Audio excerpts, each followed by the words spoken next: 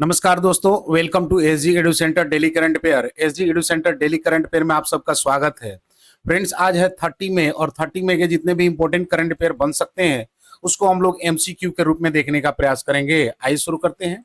आज का पहला हेडिंग है कि तमिलनाडु भारत का तीसरा राज्य जिसने स्पेस इंडस्ट्रियल पॉलिसी को मंजूरी दी। सेकेंड है कि दूसरा विश्वविद्यालय जिसे हाल ही में यूजीसी से भारत में कैंपस खोलने को मंजूरी मिली। थर्ड है कि डैनियल नोआब बने इक्वाडोर के 48वें राष्ट्रपति। फोर्थ है कि पीएम ई ड्राइव योजना के तहत बेंगलुरु को मिला 4500 इलेक्ट्रिक बसें। फिफ्थ है कि आंध्र प्रदेश में शुरू हुआ एक परिवार एक उद्यमी अभियान। सिक्स्थ है कि कर्नाटक में बनेगी टाटा एयरवेज हेलीकॉप्टर निर्माण की इकाई। सेवेंथ है कि अहमदाबाद करेगा 2026 Asian India weight lifting championship की मेजबानी। एट्थ है कि फ्रांस की नेशनल असेंबली ने असिस्टेड डाइंग को कानूनी मान्यता देने वाला बिल पारित किया। नाइन्थ है कि डॉक्टर समीर बी कामत का डीआरडीओ अध्यक्ष पद का कार्यकाल 1 वर्ष के लिए बढ़ाया गया। टेंथ है कि वित्त वर्ष 2024-25 में भारत को मिला 81.04 अरब डॉलर का एफडीआई। फ्रेंड्स, आज का कोटेशन है कि success begins when you refuse to give up no matter how tough the journey gets, यानी सफलता वहीं से शुरू होती है जहां आप हार मानने से इनकार कर देते हैं। 9 में के जितने भी इंपॉर्टेंट करंट अफेयर है उसको हम लोग शॉर्टली में रिवाइज कर लेते हैं कि जम्मू और कश्मीर से पहली चेरी कार्गो ट्रेन किस शहर के लिए चलेगी? तो मुंबई। हाल ही में किस राज्य ने अपने सभी रेलवे ट्रैक का 100% विद्युतीकरण कर 24वां राज्य बनने का गौरव प्राप्त किया है? तो गुजरात। हाल ही में समुद्र में तेल रिसाव के कारण किस भारतीय राज्य ने आपातकाल घोषित किया है? तो Kerala. 2025 ISSF junior world cup के पहले चरण में पदक तालिका में शीर्ष पर कौन सा देश रहा? तो इंडिया। 2025 में 46वां आसियान शिखर सम्मेलन किस देश में आयोजित हुआ? तो मलेशिया में।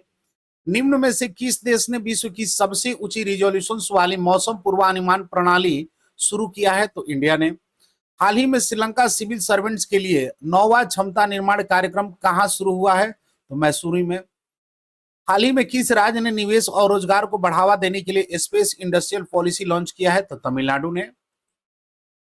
कितने अफ्रीकी देशों ने काला आजार यानी विसरल लिस्मैनियासिस को समाप्त करने के लिए समझौते ज्ञापन पर हस्ताक्षर किया है? तो 7। चीन अपनी पहली क्षुद्र ग्रह यानी एस्ट्रॉयड मिशन तियानवेन 2 किस क्षुद्र ग्रह पर भेजेगा? कुमलेवा। फ्रेंड्स, आज का पहला क्वेश्चन है कि कर्नाटक और गुजरात के बाद अंतरिक्ष औद्योगिकी नीति को मंजूरी देने वाला तीसरा राज्य कौन सा है? यानी which is the third state to the approve the space industrial policy after the Karnataka Gujarat?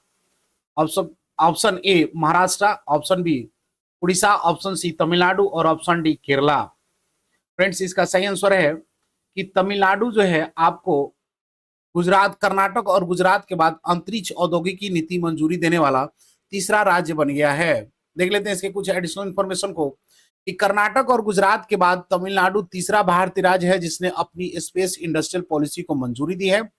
Tamil Nadu cabinet ने 17 अप्रैल 2024 को इस नीति को स्वीकृति दी थी। इस नीति का उद्देश्य है कि अगले 5 वर्ष में 10,000 करोड़ निवेश आकर्षित करना, लगभग 10,000 अप्रत्यक्ष या प्रत्यक्ष नौकरी सृजित करना। नीति के तहत स्टार्टअप्स, अनुसंधान एवं विकास यानी research and development, space parks, green initiatives और हाउसिंग के लिए विशेष प्रोत्साहन दिए जाएंगे। फ्रेंड्स, तमिलनाडु ने शुरू किया है तो देख लेते हैं तमिलनाडु को। तो तमिलनाडु जो है वो भारत का नॉर्थ इंडिया का एक स्टेट है जिसका कैपिटल आपका चेन्नई है। सीएम की बात करें तो एम के स्टालिन, गवर्नर आपके आर एन रवि, लोकसभा की 39, राज्यसभा की 18 और स्टेट लेजिस्लेटिव की बात करें तो बाई कैमरल्स है।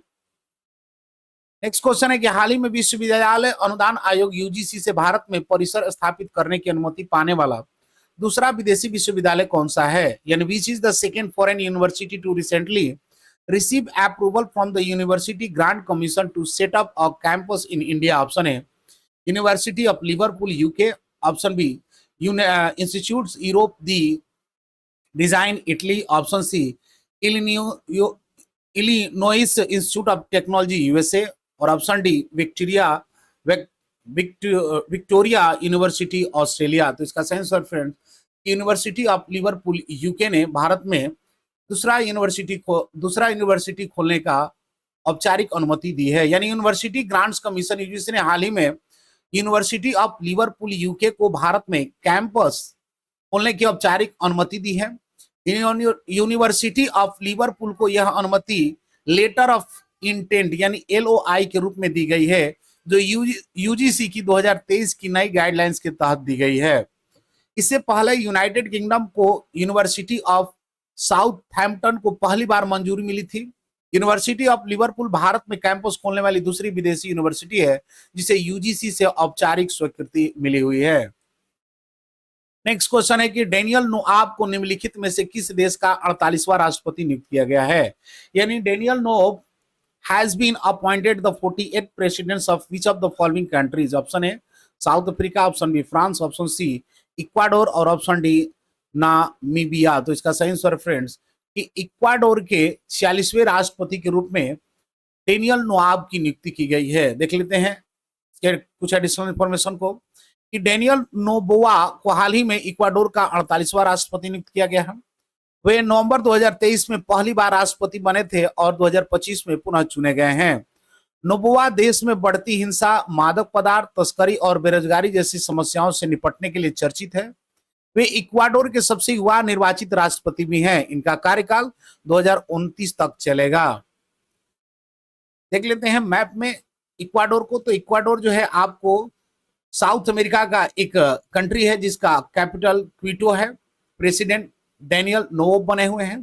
करेंसी की बात करें तो यूएस डॉलर आपका यहाँ का करेंसी है। नेक्स्ट क्वेश्चन है कि पीएम ई ड्राइव योजना के तहत कितनी इलेक्ट्रिक बसें प्रदान की जाएंगी। यानी how many electric buses will be approved under the PM E drive scheme. Option A Delhi, option B Bengaluru, option C Hyderabad और ऑप्शन डी अहमदाबाद। इसका सही आंसर फ्रेंड्स कि बेंगलुरु को 4500 इलेक्ट्रिक बसें जो है पीएम ई ड्राइव योजना के तहत प्रदान की जाएगी। देख लेते हैं इसके कुछ एडिशनल इंफॉर्मेशन को कि पीएम ई ड्राइव योजना के तहत बेंगलुरु को लगभग 4500 इलेक्ट्रिक बसें आवंटित की जाएंगी, जो इस योजना के तहत सबसे अधिक है। दिल्ली को 2800, हैदराबाद को 2000, अहमदाबाद को 1000 और सूरत को 600 इलेक्ट्रिक बसें मिलेंगी। इस योजना का उद्देश्य देश भर में कुल 14,028 इलेक्ट्रिक बसों को 2 वर्षों में अप्रैल 2024 से 26 में वितरण करना है। यह पहली शहरी परिवहन को स्वच्छ, स्मार्ट और पर्यावरण अनुकूल बनाने के लिए शुरू की गई है।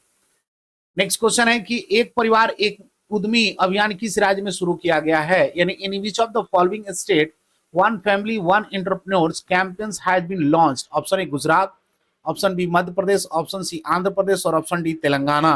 तो इसका सही आंसर है फ्रेंड्स कि आपको आंध्र प्रदेश में एक परिवार एक उद्यमी अभियान शुरू की गई है।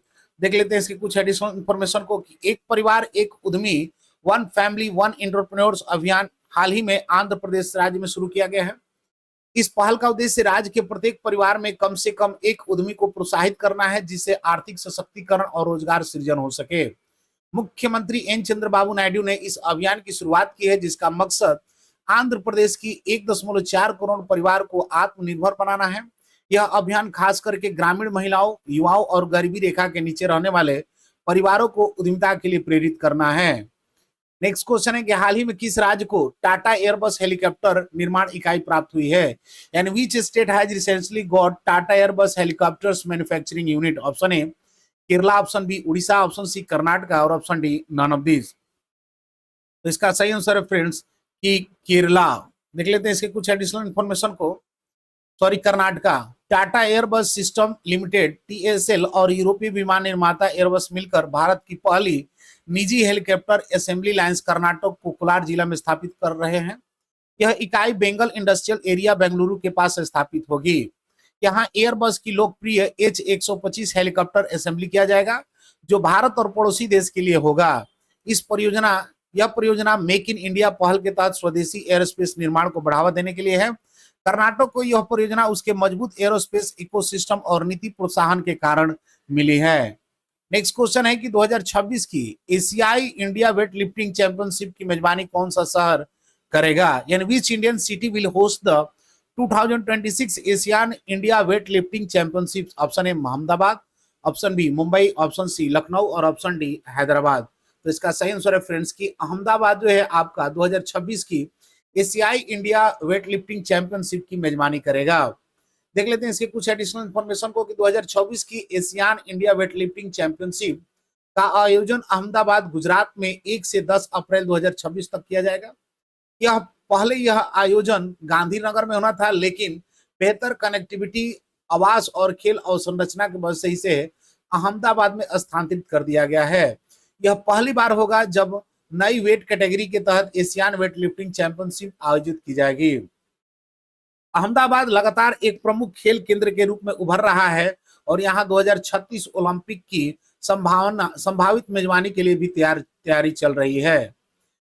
नेक्स्ट क्वेश्चन है कि हाल ही में किस देश की नेशनल असेंबली ने सहायता प्राप्त मृत्यु यानी असिस्टेड डाइंग को वैध करने वाले विधेयक पारित किया है, यानी recently the National Assembly of which country has pass a bill of legalizing assist dying. Option A France, option B Germany, option C Japan और option D none of these. तो इसका सही आंसर फ्रेंड्स इस France ने National Assembly की सहायता से प्राप्त मृत्यु असिस्टेड डाइंग को वैध करने वाला विधेयक पारित किया हुआ है।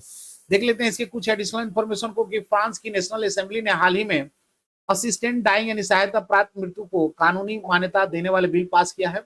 यह बिल 305 मतों के पक्ष में 199 मतों के विरोध में पारित हुआ है। बिल के अनुसार 18 वर्ष या उससे अधिक आयु के गंभीर और लाइलाज बीमारी से पीड़ित फ्रांसीसी नागरिक या निवासी यदि असहनीय और लाइलाज पीड़ा में है तो वे अपनी इच्छा से लीथल मेडिकेशंस ले सकते हैं। यदि मरीज स्वयं दवा नहीं ले सकता तो प्रशिक्षित डॉक्टर या नर्स उसकी मदद कर सकते हैं।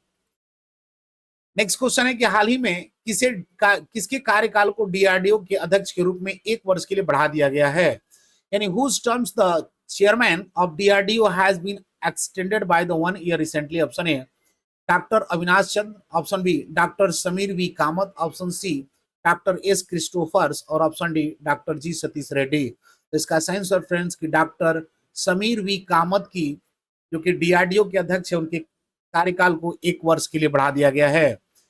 देख लेते हैं इसके कुछ एडिशनल इंफॉर्मेशन को। डॉक्टर समीर वी कामत की वर्तमान में डीआरडीओ के चेयरमैन है, उनके कार्यकाल को हाल ही में 1 वर्ष के लिए बढ़ा दिया गया। इससे पहले डॉक्टर जी सतीश रेड्डी को 2020 में 2 साल विस्तार मिला था, लेकिन वर्तमान डीआरडीओ के chairman doctor Sameer V Kamat है, इनको 1 साल का एक्सटेंशन मिला हुआ है।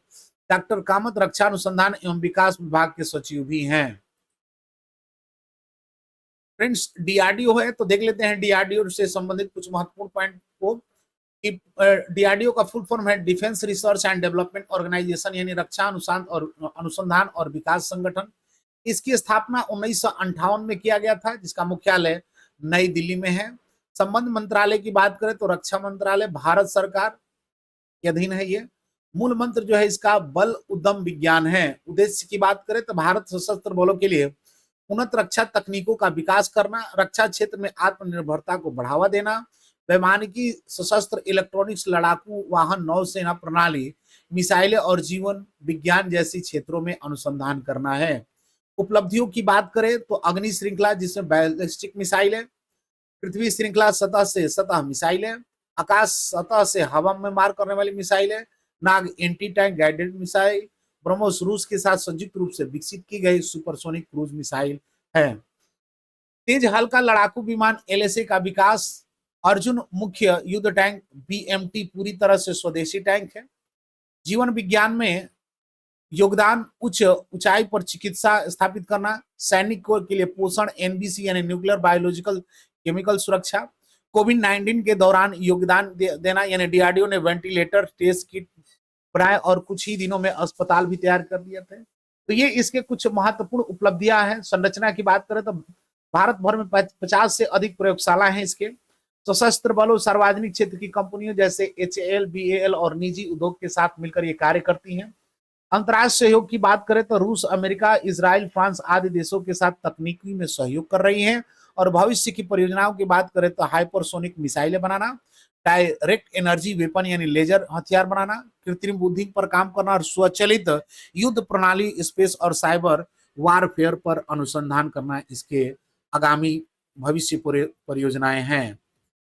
नेक्स्ट क्वेश्चन और आज का अंतिम क्वेश्चन है कि हाल ही में जारी आंकड़ों के अनुसार वित्त वर्ष 2024-25 में भारत को कितने प्रत्यक्ष विदेशी निवेश एफडीआई प्राप्त हुए हैं, यानी according to the recently release data how much FDI has India received in the financial year 2024-25? Option A 84.04 billion, option B 83.04 billion, option C 81.04 billion और ऑप्शन डी 82.04। तो इसका सही आंसर फ्रेंड की 81.04 बिलियन हाल ही में जारी वित्तीय वर्ष 2024 के आंकड़े के अनुसार भारत को अब प्रत्यक्ष विदेशी निवेश यानी एफडीआई प्राप्त हुआ है।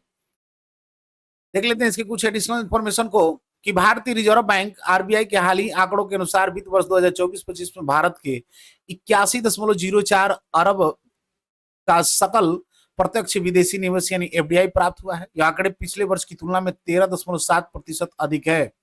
जिसमें भारत में विदेशी निवेशों का भरोसा और आकर्षण स्पष्ट है।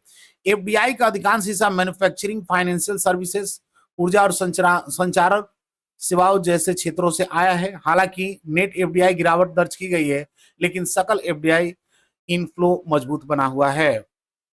लास्ट वीडियो को क्वेश्चन था फ्रेंड्स कि चीन अपनी पहली क्षुद्रग्रह यानी एस्ट्रॉयड मिशन ताइवान 2 किस क्षुद्रग्रह पर भेजेगा? तो इसका सही आंसर है ऑप्शन ए कामो और लोआ पर भेजा है। आज का क्वेश्चन है कि recently the National Assembly of which country has passed a bill legalizing assist dying? Option A France, option B Germany, option C Japan और option D none of this. Friends इसका आंसर कमेंट बॉक्स में जरूर दें। मिलते हैं अगले video में, तब तक के लिए जय हिंद।